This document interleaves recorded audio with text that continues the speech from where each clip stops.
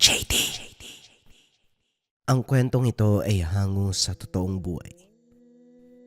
Mula ito sa isa nating kabayan na itago na lamang natin sa pangalang Edward. Taong 1960. Antique. Kapag may kalabog sa 10 oras ng gabi, hindi na magtataka ang pamilya ni Mang Romeo kung may makikitang lamang loob kinabukasan. Nasanay na sila sa ganitong kaganapan, kaya wala nang bago kahit gabi-gabi mag-iwan ng parte ang dadaang aswang. Nagsimula ang lahat magmula nung sunod-sunod na makapatay ng nilalang si Mang Romeo. Pinagkamala na isa siyang manunugis. Ang totoo, nagkataon lamang ang lahat. Wala pang malinaw na dahilan kung bakit nagiiwan ng parte ng biktima ang mga aswang. Pinagpalagay na lamang na baka pinagdidiskitan lamang sila ng mga ito. Wala pa namang masamang naganap sa pamilya. Palagi na lang talaga. Nung nakaraan, atay ang iniwan. Ngayon puro bituka. Ano kaya ang susunod? Wika ni Mang Romeo habang pinapasadahan ng tingin ang laman. Napapailing na lamang na lumapit ang anak na kasalukuyang naghukay. Nasanay na rin sila sa paglilibing ng laman. Saktong natapos dumating ang pulisya na kasalukuyang nangangalap ng impormasyon sa naganap na patayan. Dumako ang tingin ng pulis sa nagkalat na dugo sa mga damo. Napaayos ng tindig ang mag-ama, handang sagutin ang katanungan. Magandang umaga ho sa inyo, Mang Romeo. Magtatanong lang po sana kung may nakita kayong kahina-hinala kahapon. Bandang takip silim, may nagsabi na sa direksyon na ito dumaan yung nanaksak. Baka may nahagip po kayo. Makakatulong sa kaso naman ang sabihin ninyo. Tanong ng pulis. Panay sulyap ito sa damo. Pasimple namang hinarangan ni Edward. Nagtanong na po sa amin kagabi yung mga kasama ninyo. Yun rin ho ang sagot namin. Wala kaming nakita. Kung meron man, hindi namin ililihim. Tugon ni Mang Romeo. Tumango ang kausap. Lumapit naman ang kasama nito. May binulong na nakapagpabago ng reaksyon. Mang Romeo, pwede ba kitang makausap sandali? Yun tayo lang. Matagal na nung huli tayo nag-uusap eh. Kumusta ho kayo rito? Yung mga aswang, binabalikan pa ba kayo? Napabuntong hininga si Mang Romeo. Sa lahat ng usapan, ito ang iniiwasan pero walang magawa dahil respetadong tao ang karap. Sa kabutiang palad hindi naman. Nagpaparamdam lang sila. Nagiiwan ng parte mula sa mga biktima.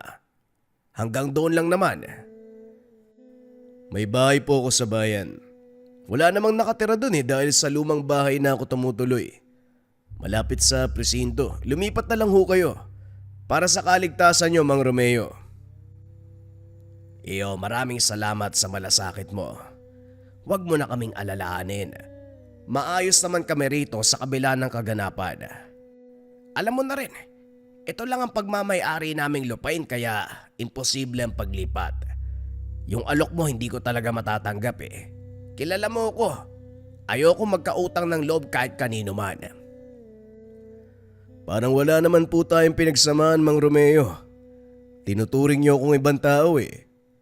Hindi ko naman kayo inalok para magkautang ng loob sa akin. Sige na iho, maraming salamat sa pagmamalasakit mo. Ayos lang talaga kami rito.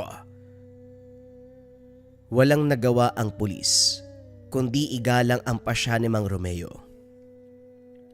Sa katunayan, bata pa lamang si Manuel, siya ang nag-aalaga. Pinalaki hanggang sa magkaedad. Malalim ang dahilan kung bakit pinili nitong magpulis. Saksi si Mang Romeo sa dinanas nito at sa planong pagiganti.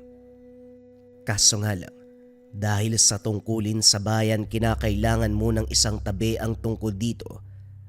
Gayunpaman paminsan-minsan isinasagawa ang hakbang. Pagkatapos ng pag-uusap, dumiretso si Mang Romeo sa bukirin. Nakasalubong ang panganay. Tay, pinapasabi po pala ni Mang Uno, kung pwede, agahan nyo daw po yung pag-aararo. May ganap daw po kasi sa kanila mamayang hapon eh. Inilatag sa lupa ang kagamitan kabilang ang araro. Ikinabit ang kalabaw at sinimula ng trabaho. Sa kalagitnaan ng gawain, panay sulyap si Mang Romeo sa panganay. Kakaiba ang kilos ng binata magmula pa nung kabataan. Bigla itong nawawala. Palaging natatagpuan sa lawa. Hindi ito marunong lumangoy. Ilang beses kamuntikang malunod. Likas ang pagiging tahimik, kaya hirap makipag-usap, lalo na kapag babanggitin ay may kinalaman sa sarili nitong mundo. Katulad ng inasahan, walang paalam na pumuslit ang binata. Sakto namang natapos ang pag-aararo kaya sinundan.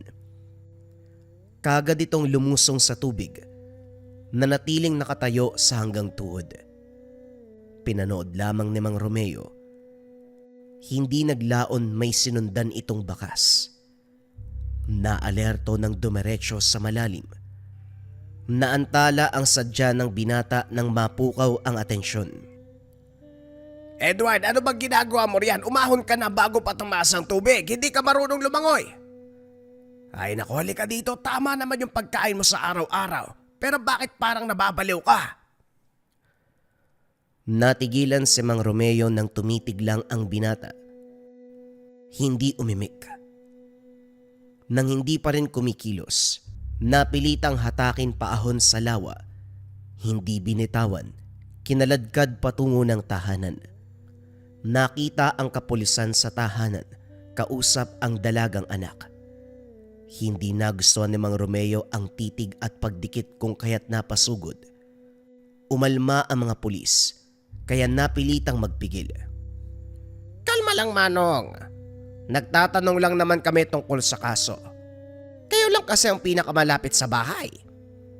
Rason ng pulis, pero iba ang pinapaiwatig ng kilos. Malagkit ang titig sa dalaga. Nakausap ko na si Manuel.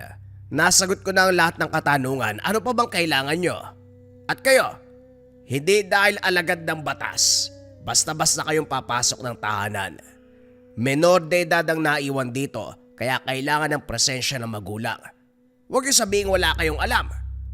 Naturingan kayong pulis pero balagbag kayo kung gumalaw. Huwag na huwag lang kayo magkakamali Ayusin nyo yung tingin sa anak ko Tumawa ang pulis. Bumaling sa kasamahan. Walang pagdadalawang isip na pinagbuhatan ng kamay si Mang Romeo. Sa unang pagkakataon nakita ng matanda kung paanong pumagitna si Edward. Isang suntok, pasuray-suray na tumilapon sa labas. Gaganti na sana ang kasamahan ng gawaran din ng suntok. Parehong napalabas. Hinatak na rin ni Mang Romeo ang anak matapos mapansin ang masama nitong titig. Hindi pumalag ang mga pulis. Nag-iwan na lamang ng banta sabay takbo.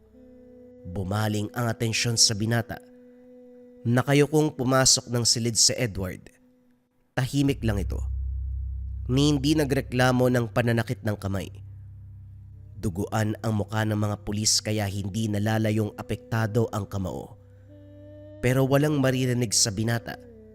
Hindi rin makikitaan ang emosyon ng mukha. Napabuntong hininga si Mang Romeo habang napapaisip. Sa pagkakaalam mahina ang anak dahil sa kondisyon ng baga. Pinagtatrabaho pa rin naman na mga gawaing bahay at sakahan, pero yung magagaan lamang. Pinagpahinga rin sa paglipas ng bawat oras. Pinagtagpi-tagpi ang kaganapan. Ang lihim na pagpunta sa lawa hanggang sa pagsuntok sa mga pulisya.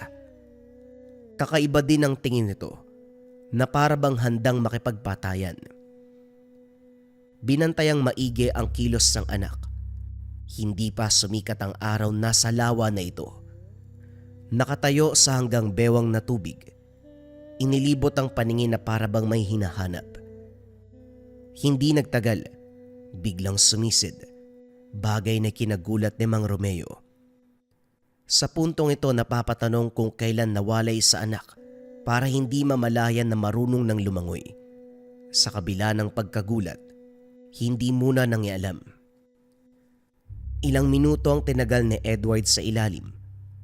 Pag-ahon nito, hindi man lang kinapos ng hininga. Kalmadong umahon, naupo pa sa tabi. Binuksan ng palad, may maliit na bato na hawak-hawak. Napatanda ng krus sabay bigkas ng dasal. Pagkatapos noon nanatili muna ang binata. Binilad ang sarili sa init ng araw, saka lang umuwi ng tahanan ng matuyo. Pagsapit ng gabi sinadyang magpuyat ni Mang Romeo. Doble ang binantayan, pagpaparamdam ng nilalang at ang kilos ng anak. Hating gabi nang may kumalabog sa labas. Pinalipas ang ilang sandali bago sinilip. Pero imbis na aswang ang makita, si Edward ang nasipat. Nagtago ito. Nagmamadali din sa pag-alis na para bang may sinundan. Lumabas si Mang Romeo pero hindi na naabutan. Sinigurado munang walang sino man sa paligid bago lumapit sa halamanan. Katulad ng inasahan, may laman na naman na iniwan ang aswang. Wala pang amoy dahil sa sariwa. Hindi na inantay pa ang umaga at kagad na itong nilibing. Matapos mailigpit, ibinaling sana ang atensyon sa paghahanap kay Edward nang makita itong nagmamadaling pumasok ng bahay. Sinuri ang dinaanan. May mantsa ng dugo sa mga dahon. Sarado na ang kwarto. Sinubukan niyang kumatok pero hindi siya sinagot. Edward, anak, tulog ka na ba? Magpapasama sana ako sa labas eh. Hindi kasi ako makatulog, magpapahangin para antukin. Tulog ka na ba?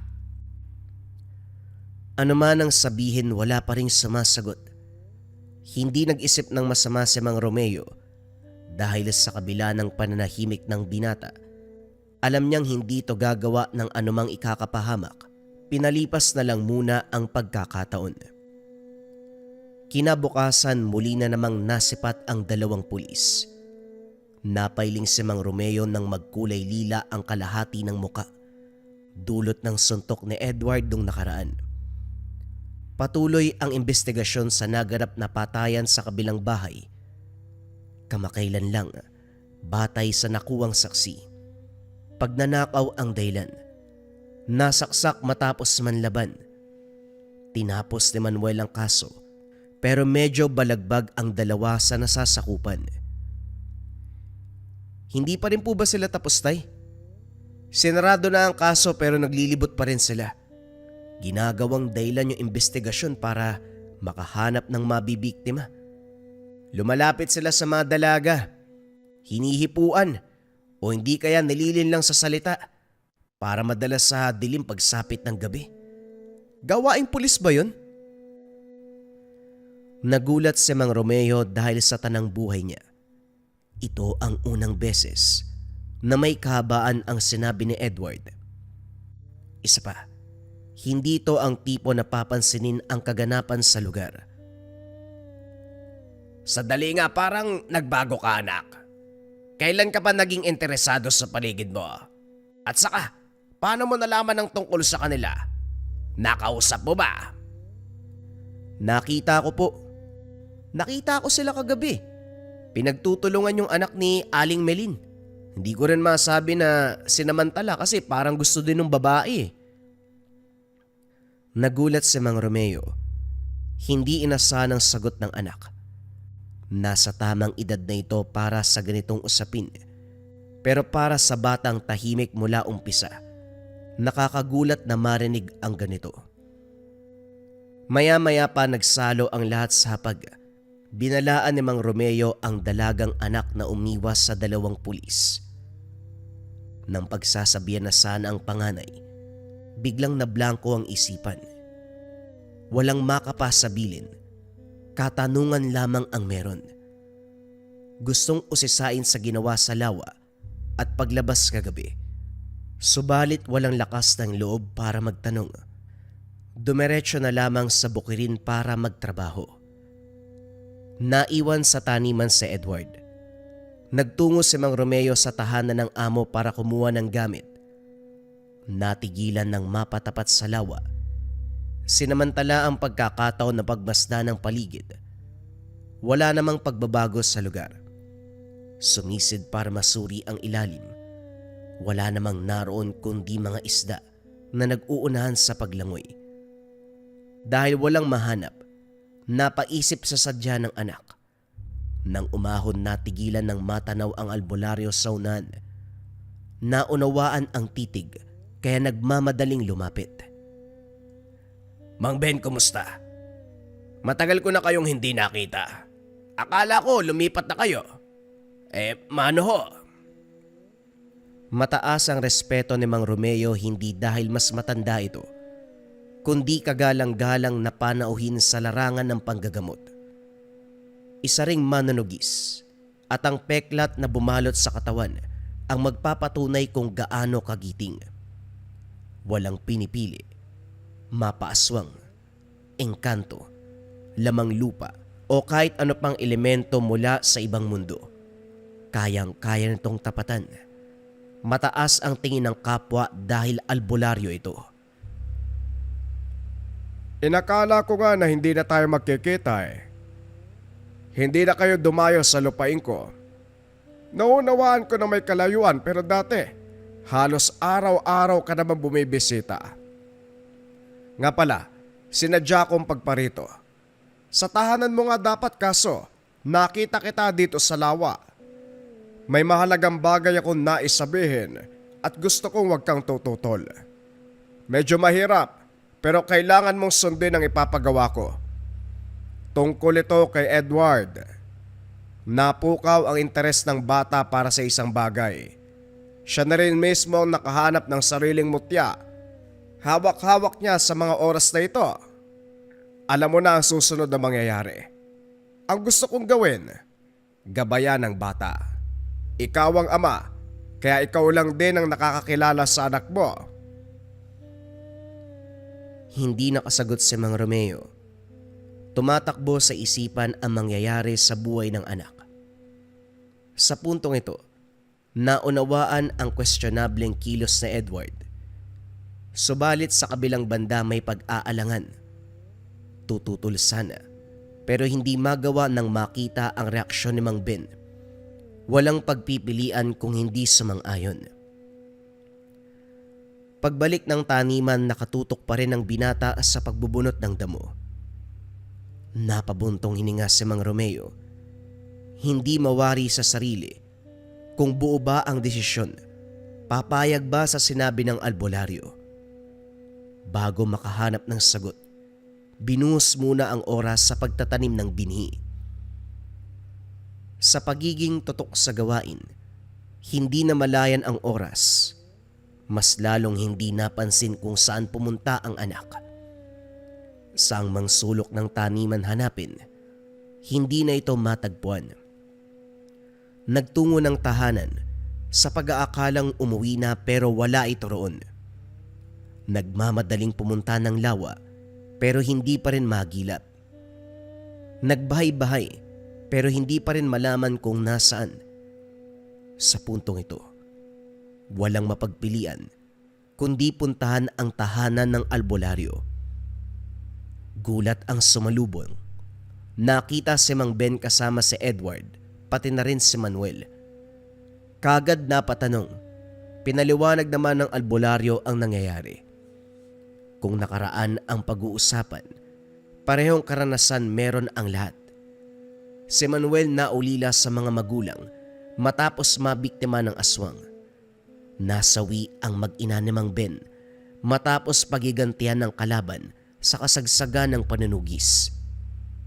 Si Edward naman, sa parte ni Mang Romeo, aswang ang dahilan ng kamatayan ng asawa Nang magsaliksik ang albularyo sa buhay ng salarin, sinasabing iisang halimaw ang may kagagawan. Hindi lang sila, maging ang iba pang kakilala. Matagal na panahon na rin magmula ng maganap. Ngayon lang sinimulan ang pagsasanib puwersa dahil ayon kay Mang Ben. Hinihintay ko si Edward. Siya ang susi para mabigyan ng hustisya ang pagkamatay ng mga mahal natin sa buhay. Isa lang ang kalaban natin dito. Kaya't sino pa ba ang magtutulungan? Tayo-tayo lang din. Binalingan ni Mang Romeo ang anak.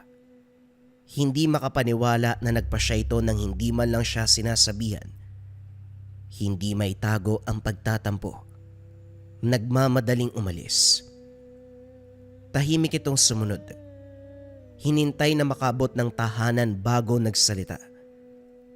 Tay, alam kong magagalit ka pero tama naman si Mang Ben, hindi po ba? Pareho tayong nawalan dahil sa aswang na yun. Magtulungan po tayo para pagbayarin yung aswang. Kung ganon, pagkatapos ng pagyayari, nakipagkasundo ka na kay Mang Ben nang hindi man lang kumukonsulta.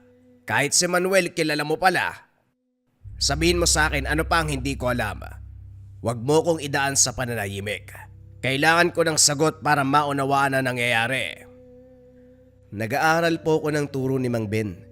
Hindi ko po pinaalam dahil hindi naman kayo papayag. Tay, pagkakataon na po natin to. May ganti natin si nanay. Sana man lang inisip mo ako bilang ama. Edward, ano man ang mangyari sa'yo, kargo ko pa rin dahil ako ang ama mo. Hindi ka aalis ng bahay. Huwag mo kong susuwayin. Sa puntong ito nang ibabaw kay Mang Romeo ang pagtatampo. Hindi madaling tanggapin na kumilos ang anak nang wala siyang ideya. Sa kabutiang palad hindi kumontra sa Edward. Pinagpaliban ang pakikipagkita sa albularyo, maging sa pulis. Kaso nga lang, sila na lamang ang nagkusang pumunta ng tahanan. Panay-iling si Mang Romeo sa pakiusap ni Manuel.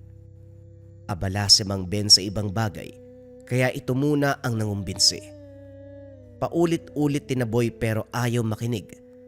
Nagkasagutan ng matagal. Ano pa po bang hindi malinaw, Mang Romeo? Saksi ka rin sa kaganapan noon sa pambibiktima ng pamilya ko at sa asawa mo. Galit ka rin naman . Hindi ko makalimutan ang pagwawala mo nung araw na yon. Nangako ka sa puntod ng asawa mo. Gaganti ka para sa kanya. Ito na ang pagkakataon. Umabot na tayo sa punto ng paghiganti. Bakit parang natatakot ka? Manuel, pasensya na. Kung hindi kita igagalang ng naayon sa posisyon mo, huwag mo kong pangungunahan. Oo, pare-pareho tayong nawalan, pero hindi tama na gamitin yung anak ko sa paghiganti.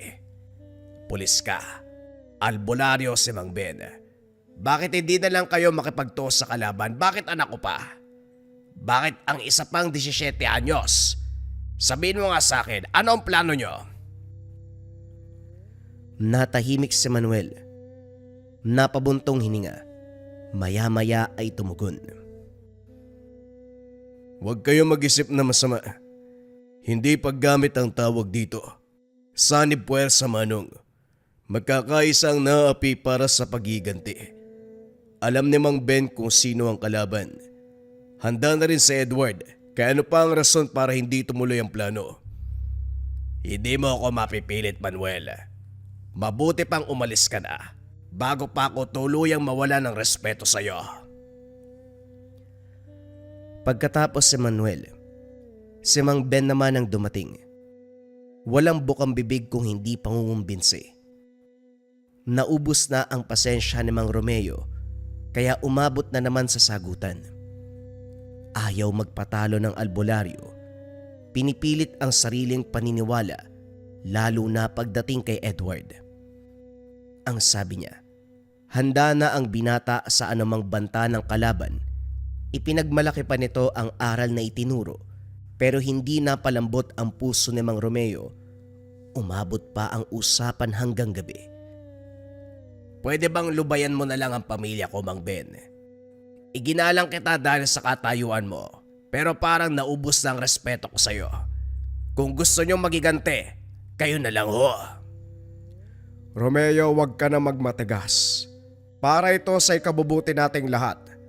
Kung papalag tayo sa kalaban, hindi lang hustisya sa biktimang pamilya ang makakamtan. Sigurado kung wala nang magpaparamdam dito sa inyo. Kung ang inaalala mo ay si Edward, hindi na kailangan. Handa na ang binata sa mas malaking laban. Umigting muli ang tenga ni Mang Romeo sa tuwing may sasabihin tungkol sa anak. Ang dating, ginagamit lamang ang binata, sinasamantala ang pagkakataon. Lalong lumalim ang paghugot ng hininga nang magsalita si Edward. Tay, pumayag ka na po. Alang-alang sana kay nanay. Kaya ko po ang sarili ko, wala kayong dapat ipag-alala. Tinuruan ako ni Mang Ben, may sarili nga akong mutya eh. Napako ang tingin sa hawak na bato. Ito ang nakuha ng anak sa lawa. Kagad pumasok ng silid si Mang Romeo. Saka lamang lumabas nang makaalis na si Mang Ben. Kinausap ang anak. Hinayaan ito magsalita para mapakinggan ang sariling pananaw. Nagsasalay-say ito pero hindi mawala ang pagdududa. Edward, hindi mo talaga mababago ang desisyon ko. Hindi ako papayag na sasali ka sa plano nila. Huwag mo ring ibida sa akin ang mutyang yan. Nagpadala ka sa salita ni Mang Ben. Kahit kagalang-galang na albularyo yon, hindi pareho ang sitwasyon. Malay natin meron siyang malalim na dahilan kaya kasinali. May nalalaman pang ikaw ang inaantay para maisagawa ang planong ito. Parang una pa lang, balak ka nang ipasok sa panganib. Tay, nauunawaan ko ang pag-aalala nyo para sa akin. Pero nakakapagod na maging sunod-sunuran. Pasensya na po pero hindi nyo ako mapipigilan. Gagawin ko to para kay nanay. Walang pagdadalawang isip na umalis si Edward. Hindi mahabol sa bilis ng paglalakad. Walang nagawa si Mang Romeo, kundi sundan na lamang ng tanaw. Hindi umuwi ang binata sa loob ng ilang araw. Nang mga panong ito nahati ang alalahanin ni Mang Romeo kay Edward at sa pagpaparamdam ng aswang tuwing gabi. Kasama pa ang dalagang anak na pilit pinagdidiskitahan ng dalawang pulis. Isang gabi nagising sa ingay mula sa labas. Nang marinig ang boses ng anak ay nagmamadaling bumangon. Mula sa madilim na bahagi, natanaw ang dalawang pulis. Maigpit ang hawak sa dalaga, pinipilit sa isang bagay.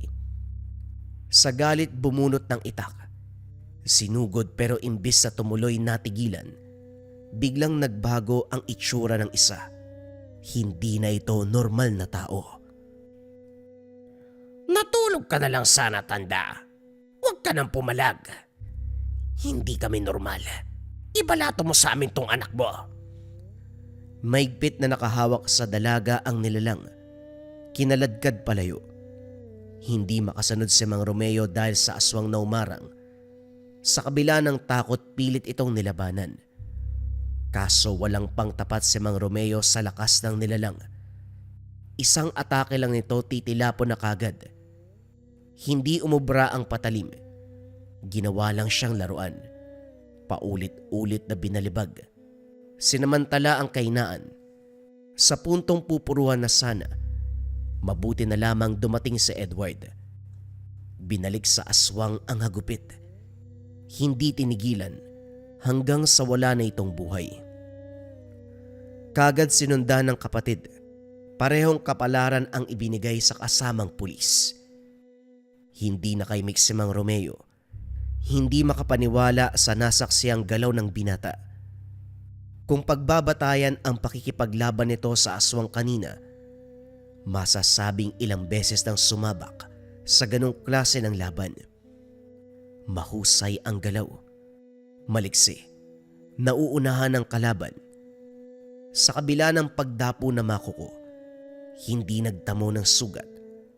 Napukaw ang pansin ni Mang Romeo pero hindi pa rin sapat para pumayag. Maya-maya pa kumalabog ang bubong. Yari sa nipa at sa lakas ng bagsak, nahawi ang pawid. Lumusot ang lamang loob. Naalerto ang lahat dahil sumigaw ang dalagang anak. Nagmamadali sa pagbunot ng itak para ilaban sa aswang. Samantalang si Edward, hinamon ang nilalang. Namalay ni Mang Romeo na nagkakagulo na sa labas. Sunod-sunod ang angil ng halimaw habang hinahagupit ng binata. Walang paligoy-ligoy si Edward. Kapag buwelo kagad. Tinatansya ang bawat atake. Sinisiguradong mapupuruan ng kalaban. Hindi nagtagal. Tuluyang napuksa. Titig na titig si Mang Romeo sa anak habang sinusunog sa hukay ang katawan ng aswang. Puno ng katanungan ang isipan. Pero bago magsalita, sinagot ito kagad. Ilang beses na po ako napasabak sa laban. Sinusunog ang katawan para hindi na makabalik ng buhay ang nilalang. Yan po ang turo sa akin ni Mang Ben. Ang dami palang ganap sa buhay mo na hindi ko na nalaman. Nagtataka tuloy ako kung paano mong nagawa kayong hindi ko napansin na umalis ka ng tahanan ng ganong katagal. Sige na, tapusin mo na yan. Tay, pasensya na ho kayo kung masyado akong malihim. Iniisip ko lang po kung paanong mabibigyan ng katarungan si nanay. Puro ka hustisya. Pinapamukha mo ba sa akin na wala akong pakialam sa pagkamatay ng nanay mo? Alam mo, mabuti pa tapusin mo na lang yan. Saka mo na ako kausapin. Masama ang loob ko sa'yo. Hinayaan muna ni Mang Romeo na lumipas ang araw. Pero imbis na umupa ang galit, lalong nagduda habang patuloy na iniisip ang sitwasyon. Hindi malaman kung saan humuhugot ng dahilan. Sa puntong ito humina ang paniniwala kay Mang Ben. Umabot sa punto na araw-araw itong nanunuyo. Desididong mapapayag siya. Ayaw ng albularyong sumuway si Edward. Nais ng payapang kasunduan. Subalit hindi nagbigay ng sagot si Mang Romeo. Para saan pa'y gayong sinaway na siya ng anak. Sa bunso na balitaan na lumusob ang binata sa hinihinalang lungga ng kalaban. Ayon dito malapit nang mahuli ang aswang. Hindi ito naabutan, kaya ang dalagang anak ang nagbahagi ng kaganapan. Hindi ko na talaga maintindihan ng kuya mo. Akala ko, malinaw sa atin na tanggapin na lamang ang nangyari sa nanay niyo. Masakit ang mawalan, pero ano bang laban natin sa aswang? Kung makapagsalita siya, akala mo hindi ko hinangad na magiganti. Tinanggap ko nangyari. Gusto ko mamuhay ng payapa. Pero itong kuya mo, masyadong nagpapadala kay Mang Ben. Tay, wag na po nating palalain yung sitwasyon. Ginagawa naman ni Mang Ben at Manuel ang nararapat eh. Magtiwala po tayo sa kanila. Hindi nila papabayaan si Kuya Edward. Sa totoo lang, nawalan na ako ng tiwala kay Mang Ben. Lalo na kay Manuel. Nakita mo naman ang nasasakupan niyang pulis. Mga aswang pala. Kamuntikan pa. Teka, hindi kaya kilala ni Manuel ang aswang na ng biktima sa mga magulang niya? Napaisip si Mang Romeo. Kung babalikan ang nangyari, nauna ang pambibiktima sa mga magulang nito bago ang asawa niya. May pagkakataon pa na meron itong binabanggit na pangalan sa tuwing sasabihin makikita ang galit. Dahil sa isipin ito, nagmamadaling lumabas para sana puntahan ng pulis. Kaso kumalabog sa likod ng bahay, natigilan ng marinig ang pag-angil. Bumalik sa loob para protektahan ang sarili at dalagang anak. Maya-maya pa nagsimulang humagupit ang nilalang. Nawasak ang bintana. Naligo ng dugo matapos masabuyan.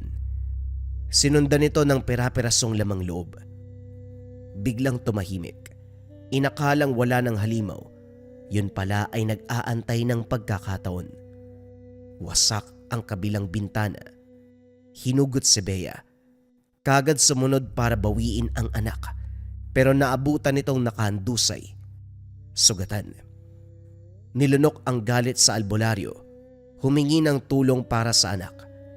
Ginawa naman nito ang lahat para maisalba ang dalaga. Maya-maya dumating si Manuel at Edward. Halata sa mukha ng mga ito nakakagaling lang sa laban. Sige na, sabihin nyo na. Tanggap na tayo ni Romeo. Kumpirmado, Mang Ben. Alam na namin ang lugar kung saan naglulungga ang aswang. Kaya Mang Romeo, wag na kayong tumutol dahil para ito sa inyo. Ang aswang na nag-iiwan ng parte ng laman sa tahanan nyo at ang tinutugis naming kalaban ay iisa. Wala nang rason para pigilan pa ang plano. Manuel, tapatin mo nga ako. Hindi kaya kilala mo simula pa lang ang aswang? Yung 2 mong tauhan, hindi naman pala mga pulis aswang din sila. Kamuntikan ng anak kong babae. Huwag mo sabihin na hindi mo alam ang tungkol dito. Naguguluhan ako kung sino ang kalaban. Ang sinasabi niyong aswang o kayo ba mismo? Mahabang katahimikan ang namayani. Natigilan sa sinabi ni Mang Romeo.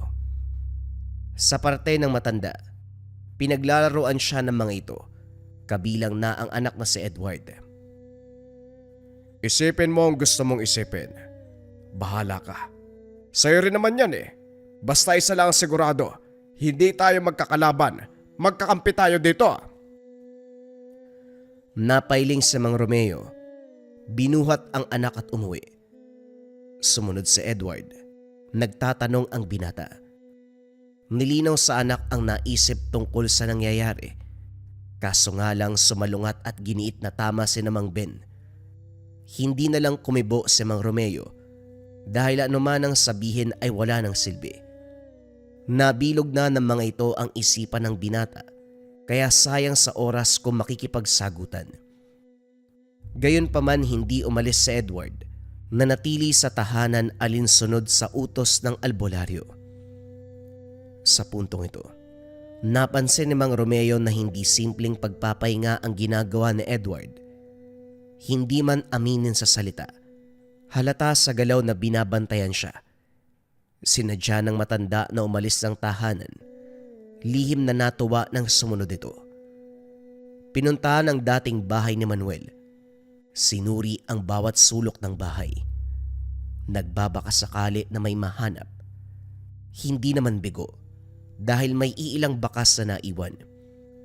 Ang kwintas sa suot ng ina ng inatake ng aswang. Dinala sa isang manggagamot. Pinahulaan kung sino ang aswang. Natawa na lang din dahil hindi naisip noon. Makaraan ang ilang beses ng pagriritual. Natukoy na rin kung sino. Ang lala naman ng pinagawa mo, paring Romeo. Pinagdudahan ko pa yung sariling kakayan. Matapos ang 2 beses wala akong mahanap na sagot ah. Kaya naman pala, isang albularyo ang aswang. Patong-patong ang sabulag at pangontrang nilapat para hindi siya matuntun. Mabuti na lang nagawa kong basagin eh. Handa ka na bang malaman kung sino? Magugulat ka talaga, ako nga nagulantang eh. Bago pa sabihin ng manggagamot, naglalaro na sa isip ni Mang Romeo ang pangalang tinutukoy. Hindi nga siya nagkamali. Tugma ang naisip na tao sa sinabi ni Mang Antonio. Malalim ang nahugot na hininga. Pakiramdam na sasakal sa nalaman.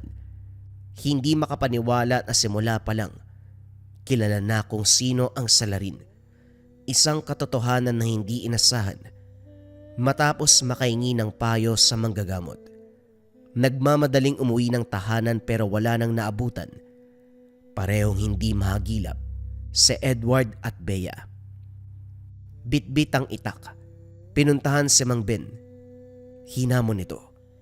Ilang ulit tinawag pero walang sagot. Hindi nagtagal dumating si Manuel. Sinugod. Napagbunto na ng galit. Kagad ding kumalma ng bumunot ng baril. Manong tumigil ka, ano bang problema mo? Ibaba mo ang itak. Kung ayaw mo magkasubukan tayo. Sinasabi ko na nga ba, hindi batayan ng pagiging malapit sa isang tao. Kapag aarangkada ang pagiging traidor, tatraidorin ka pa rin ang wala sa oras. May malasakit ka pang nalalaman, demonyo ka rin pala. Naturigan kang pulis, may katungkulan sa sambayanan. Yung pala, ikaw rin ang magpapahamak sa taong bayan. Sandali lang naman po, Manong. Ano bang sinasabi nyo? Huwag niyong ubusin ang pasensya ko. Kaunti na lang ang natitirang respeto ko sa inyo. Ubusin mo! Huwag ka magtira. Dahil una pa lang wala ka ng respeto sa kapwa mo. Alam mong si Ma'am Ben ang aswang. Pero imbes na kalabanin siya, tinulungan mo pang isagawa ang kabulastugang plano. Maging ang anak ko'y nadamay. Kunot noong tumitig ang binata sa kanya. Naguluhan tuloy si Mang Romeo. Maya-maya pa nalinaw ng pulis na wala siyang alam. Upang patunayan, isinaboy nito ang pangontrang bigay ng manggagamot. Nagising ito. Naanimoy mula sa mahabang pagkakatulog. Walang ideya kung anong naganap at bakit nasa ganitong sitwasyon ngayon. Pinaliwanag ni Mang Romeo ang nangyari. Hindi to makapaniwala na lalin lang ng albularyo. Matapos magkasundo sabay hinanap si Mang Ben. Ang problema, walang nakakaalam kung nasaan ito. Ilang araw ang lumipas, hindi pa rin magilap. Sinunog nila ang tahanan ng albularyo kaya wala nang babalikan. Buong presinto ay nakiisa sa paghahanap. Pinakalat ni Manuel sa lugar ang mga tauhan. Binantayan ng bawat daanan, papasok o palabas ng lugar. Hindi naglaon natagpuan si Bea. Tulala ang dalaga. Hinahanap si Mang Romeo. Alisto si Mang Antonio sa panggagamot. Pero nilinaw na hindi basta-basta ang kondisyon ng dalaga dahil may nakatanim na sumpa sa katawan nito. Inabot ng ilang beses ang pagriritual. Sa kabutiang palad nagawa namang alisin ang anumang nakaugat sa kaloob-looban. Balak yang gawin ng anak mo. Mabuti na lang hindi pa masyadong kumapit kaya natanggal din. Hindi madali ang pinagdaanan. Nakita mo naman wala sa wisyo. Huwag mong pilitin magsalita, baka kung ano pa ang maging reaksyon eh. Nga pala, nakausap mo na ba si Ben? Hindi ko siya maagilap. Tinangay niya ang mga anak ko. Kailangan magsalita ni Bea dahil siguradong siya ang nakakaalam kung nasaan ang pesteng yon. Sandali, kakasabi ko lang na huwag mo munang pilitin ang bata. May pinagdadaanan. Kaya pagpahingayin muna natin. Yung kasama mong pulis, desididong mahanap si Ben kaya wala kang dapat ipag-alala. Hayaan mo siya maganap. Maya-maya pa dumating si Manuel. Dala ang balita at kinalalagyan ng albularyo. Kagad itong pinuntahan. Una sa hanay ay ang grupo ng pulisya. Saudyat kagad dilusob. Sa unang sandali maayos ang takbo ng lahat. Sinimulan ang panluloob. Pero laking gulat nang mawala sa sarili ang mga pulis. Tulalang naglakad palis ng lugar. Hindi nagtagal maririnig ang boses ni Mang Ben mula sa loob. Hindi ko akalain na makakaisip ka pala ng paraan.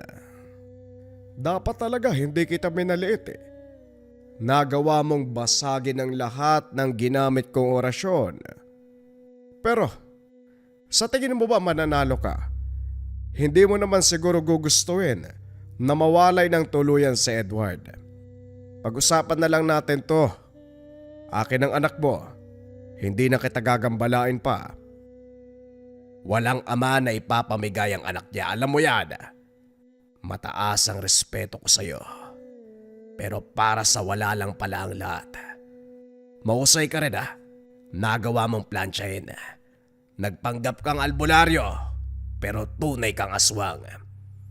Ibalik mo sa akin ang anak ko kung ayaw mong pasabugin ko ang bungo mo. Inagaw ni Romeo ang baril kay Manuel. Walang pagdadalawang isip na pinaputukan para takutin. Pero hindi nadaan. Wala ring napala nang maglaho bigla ang albularyo. Tuloy sa paghahanap, mabilis na tunton dahil sa pamamaraan ni Mang Antonio.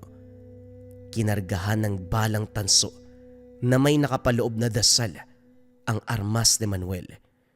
Nilapatan ng mataas na uri ng sabulag. Matapos makapwesto ang manggagamot mismo ang kumatok sa pinto. Hindi nagtagal lumabas si Edward. Hindi na halos makilala ang binata dahil biglang bumagsak ang kalusugan. Sa sobrang payat, animoy tatanghin sa isang iip ng hangin. Matapos masuri ang paligid, sinimulan kagad ni Mang Antonio ang sadya. Binasag ang mga bakod na pangontra, kaso nga lang naging alerto sa Edward. Walang pagdadalawang isip na sinugod ang matanda. Masyadong agresibo ang binata. Walang tigil sa pag-atake.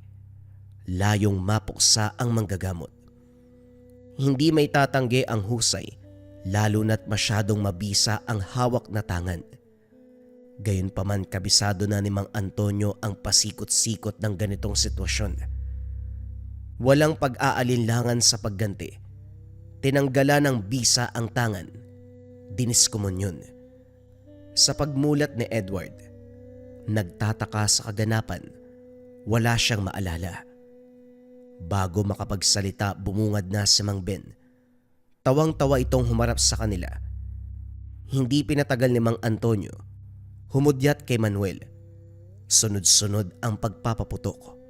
Tumama na ang bala dahil sa kinargang orasyon. Humandusay, nangisay, hanggang sa nalagutan ng hininga. Bala lang pala yung katapat mo eh. Pero hindi normal na bala. Maraming salamat, Mang Antonio. Kung ano man yung kinarga mo dito, ayan, umepekto. Teka sandali, parang may mali eh. Sinuri ni Mang Antonio ang katawan. Pinagpagan ng uri ng abo. Nagulantang ang lahat dahil naging puno ng saging.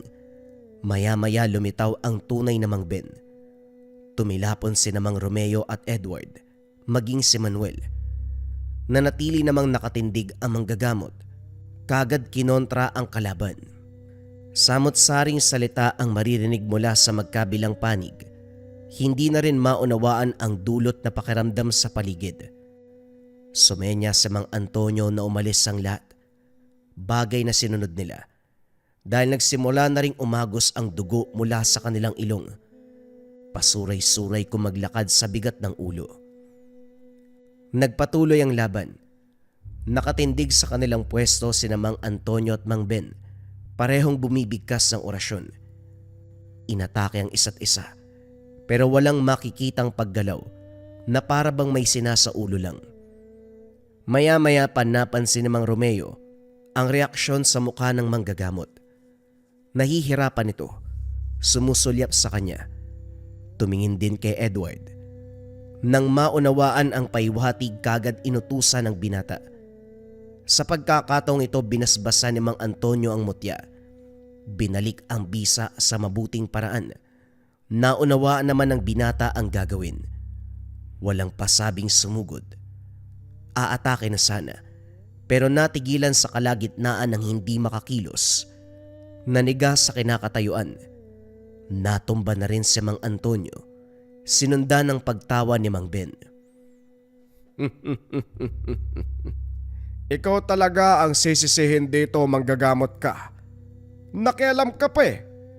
Ayos na sana ang lahat. Magagawa ko na sanang pamunuan ng angkan. Kaso miksena ka pa eh. Tignan mo ang nangyari, umabot tayo sa ganito.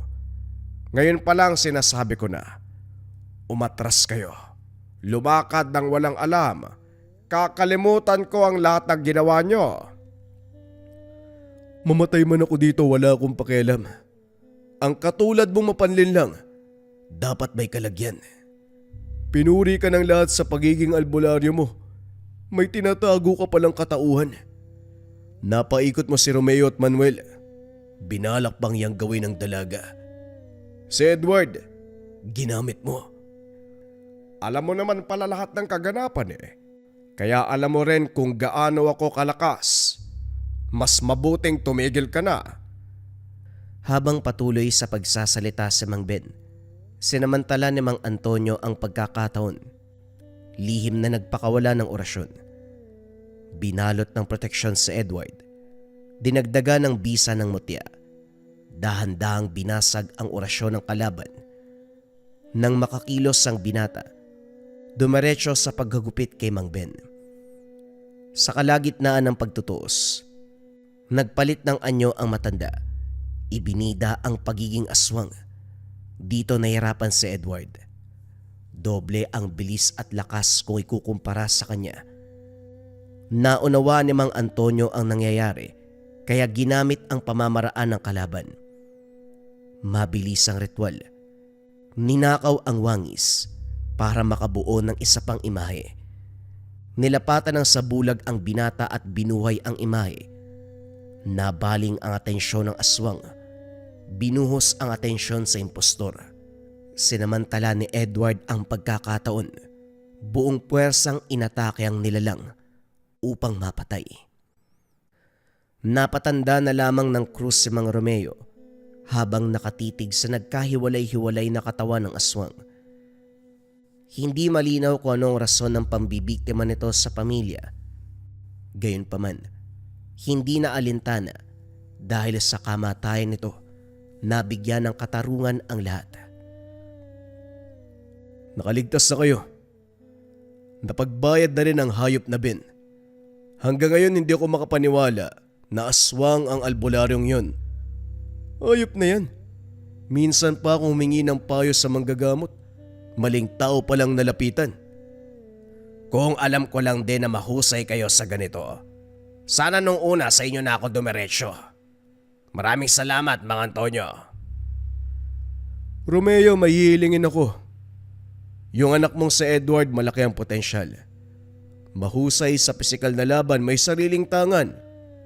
Kung hihilingin niya na pasukin ng panunugis, wag mo sanang pagbawalan.